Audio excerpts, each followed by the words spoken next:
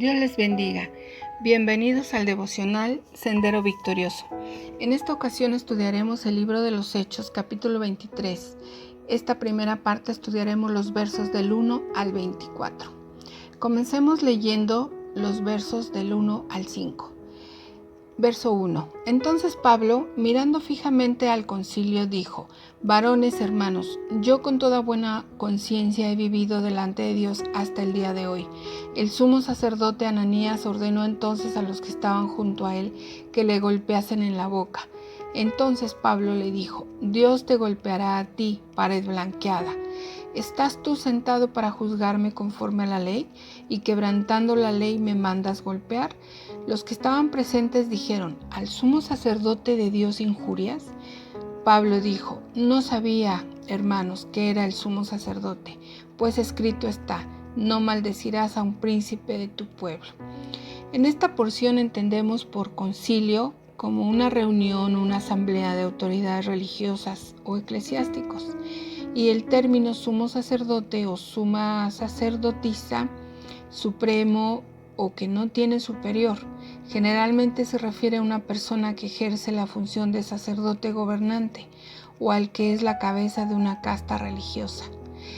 Veamos aquí en los versículos del 1 al 5 que el carácter de un hombre honesto, que pone a Dios delante de sí y vive como delante de su vista, toma conciencia de lo que dice y hace, se resguarda de lo malo conforme a lo mejor de su discernimiento y se aferra a lo bueno.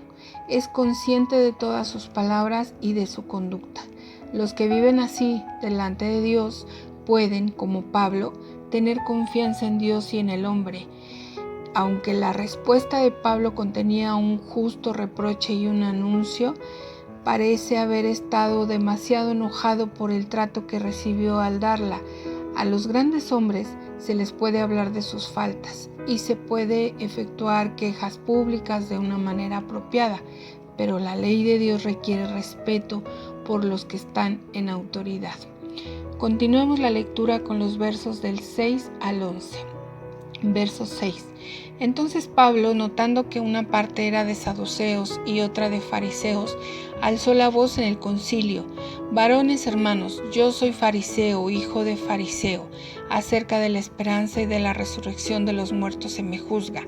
Cuando dijo esto, se produjo disensión entre los fariseos y los saduceos, y la asamblea se dividió.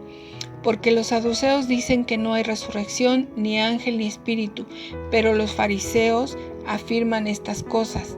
Y hubo un gran vocerío, y levantándose los escribas de la parte de los fariseos contendían, diciendo: Ningún mal hallamos en este hombre, que si un espíritu le ha hablado o un ángel, no resistamos a Dios. Y habiendo grandes disensión, el tribuno, teniendo temor de que Pablo fuese despedazado por ellos, mandó que bajasen soldados y le arrebatasen de en medio de ellos y le llevasen a la fortaleza. A la noche siguiente se le presentó el Señor y le dijo: Ten ánimo, Pablo, pues como has testificado de mí en Jerusalén, así es necesario que testifiques también en Roma. Aquí vemos en los versos del 6 al 11 cómo los fariseos estaban en lo correcto acerca de la fe de la iglesia judía. Los saduceos no eran amigos de la escritura ni de la revelación divina. Ellos negaban el estado futuro, no tenían la esperanza de la dicha eterna, ni temor de la miseria eterna. Cuando Pablo fue cuestionado por ser cristiano, pudo decir verazmente que había sido cuestionado por la esperanza de la resurrección de los muertos. En él fue justificable. Por esta confesión de su opinión sobre este punto debatido, hacer que los fariseos cesaran de perseguirlo y llevarlos a que le protegieran de esta violencia ilícita. Con cuánta facilidad puede Dios defender su propia causa. Aunque los judíos parecían estar perfectamente de acuerdo en su conspiración contra la religión. Sin embargo, estaban influidos por motivos muy diferentes.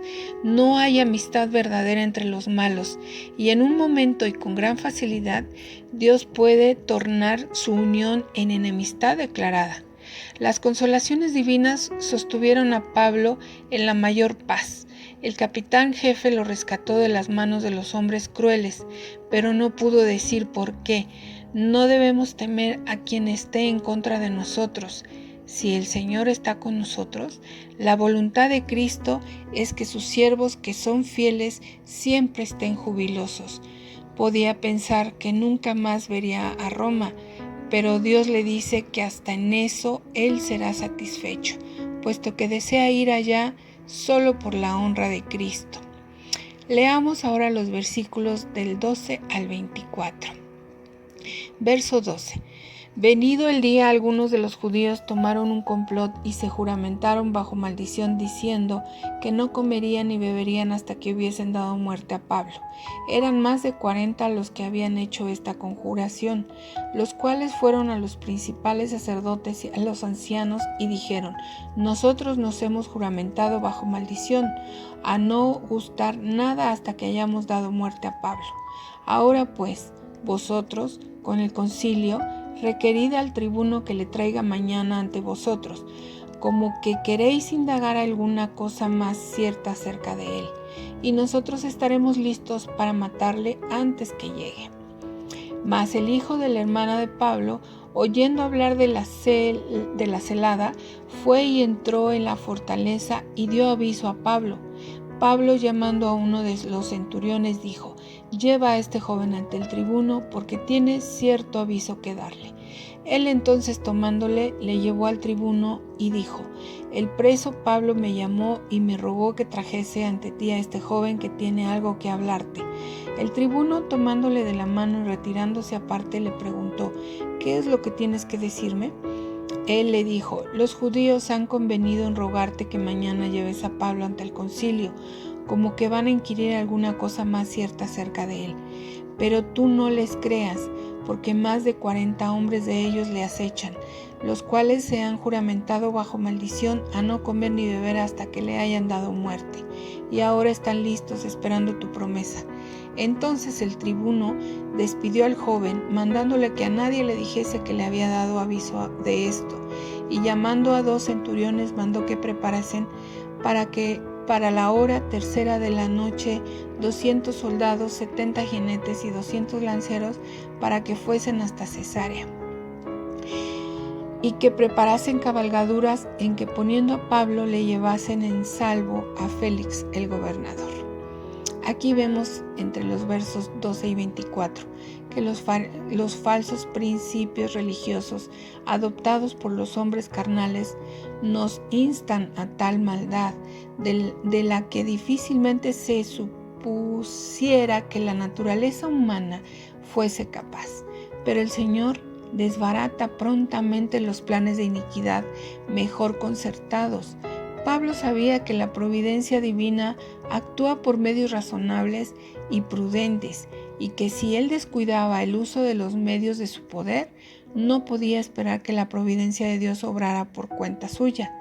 El que no se ayude a sí mismo conforme a sus medios y poder, no tiene razón ni revelación para asegurarse de que recibirá ayuda de Dios. Estimado oyente, hoy te invito a que creas en el Señor Jesucristo. Creyendo en Él seremos resguardados de toda mala obra, nosotros y los nuestros, y seremos guardados para su reino. Padre Celestial, te pedimos que nos des esta fe preciosa por tu Espíritu Santo, por amor a Cristo Jesús. Amén.